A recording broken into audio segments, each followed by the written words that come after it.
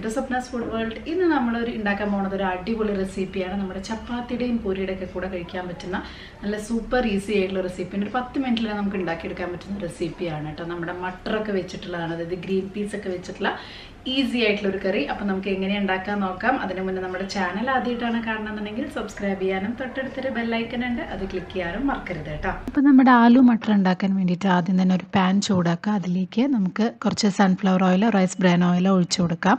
അതിനുശേഷം കുറച്ച് ജീരകം ഒന്ന് പൊട്ടി വരുമ്പോൾ നമുക്ക് ഒരു 2 മീഡിയം സൈസ് സവോള ചേർത്ത് കൊടുക്കാം. ഇതിൽ വെളിച്ചെണ്ണ യൂസ് ചെയ്യണ്ട കേട്ടോ, കാരണം അതിൻ്റെ ആ ഒരു ചൊവ വരും. ഇതൊരു നോർത്ത് ഇന്ത്യൻ ഒരു ഡിഷാണ്, ടേസ്റ്റായിട്ട് ഉണ്ടാവുക. അപ്പോൾ ഇതിൽ ഉപ്പ് ചേർത്ത് കൊടുക്കുകയാണെന്നുണ്ടെങ്കിൽ നമ്മുടെ ഉള്ളി പെട്ടെന്ന് തന്നെ വഴന്ന് കിട്ടും. അതുപോലെ തന്നെ 1 ടീസ്പൂൺ ഇഞ്ചി വെളുത്തുള്ളി പേസ്റ്റ്, ഇത് എല്ലാം കൂടെ നന്നായിട്ടൊന്ന് വഴറ്റിയെടുക്കണം.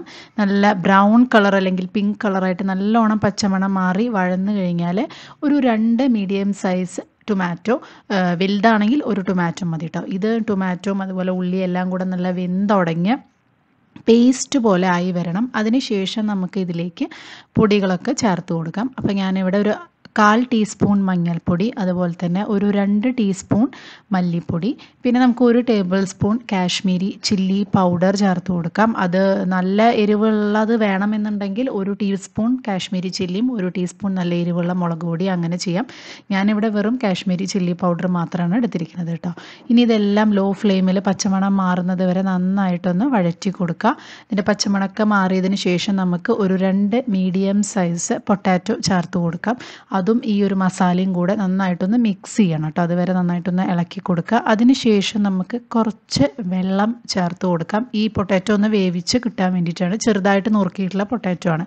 ഏകദേശം 1 കപ്പോളം വെള്ളം ചേർത്ത് കൊടുത്തിട്ട് അടച്ച് വെച്ച് ഒരു 15 മിനിറ്റ് വരെ വേവിക്കുക കേട്ടോ. അപ്പോൾ ഏകദേശം ഒരു ഹാഫ് കുക്ക് ആകുമ്പോൾ നമുക്ക് പൊട്ടാറ്റോൻ്റെ കൂടെ തന്നെ മട്ടർ ചേർത്ത് കൊടുക്കണം, അതായത് ഗ്രീൻ പീസ്. ഇത് ഫ്രഷ് ആയിട്ടുള്ള ഗ്രീൻ പീസ് ആയതുകൊണ്ടാണ് ലാസ്റ്റ് ചേർത്ത് കൊടുത്തത്, കാരണം ഈ ഗ്രീൻ പീസ് വെന്ത് കിട്ടാൻ ഒരു 5 മിനിറ്റൊക്കെ മതി. നിങ്ങളുടെ കയ്യിൽ ഫ്രോസൺ ആണെന്നുണ്ടെങ്കിൽ നിങ്ങൾ എന്തായാലും അത് ഒരു ഓവർനൈറ്റ് വെള്ളത്തിലൊക്കെ ഇട്ടിട്ട് ഒന്ന് വിസിലൊക്കെ വരുത്തി വേവിച്ചെടുക്കണം. ഇത് ഫ്രഷ് ആയ കാരണം വെറും 10 മിനിറ്റ് കൊണ്ട് തന്നെ കണ്ടോ ഇത് വെന്ത് കിട്ടി. അപ്പോൾ ഇത്രയേ ഉള്ളൂ. ലാസ്റ്റ് നമുക്ക് കുറച്ച് ഗരം മസാല, ഒരു 1/2 ടീസ്പൂൺ ഗരം മസാല ചേർത്ത് കൊടുക്കാം. അതുപോലെ തന്നെ ആവശ്യത്തിന് മല്ലിച്ചെപ്പും കൂടെ ചേർത്ത് കൊടുക്കാം. ഇത്രയായി കഴിഞ്ഞാൽ നമ്മുടെ അടിപൊളി ടേസ്റ്റി ആയിട്ടുള്ള കറി റെഡിയായി. ഇതെല്ലാവർക്കും തീർച്ചയായിട്ടും ഇഷ്ടപ്പെടും. ചപ്പാത്തിയുടെ കൂടെ വളരെ നല്ലൊരു കോമ്പിനേഷനാണ് കേട്ടോ. ഇഷ്ടപ്പെടുകയാണെങ്കിൽ ഷെയർ ചെയ്യാനും ലൈക്ക് ചെയ്യാനും സബ്സ്ക്രൈബ് ചെയ്യാനും മറക്കരുത് കേട്ടോ. ഇനി ഇതുപോലത്തെ വീഡിയോസായിട്ട് നമുക്ക് ഇനിയും കാണാം. ബൈ.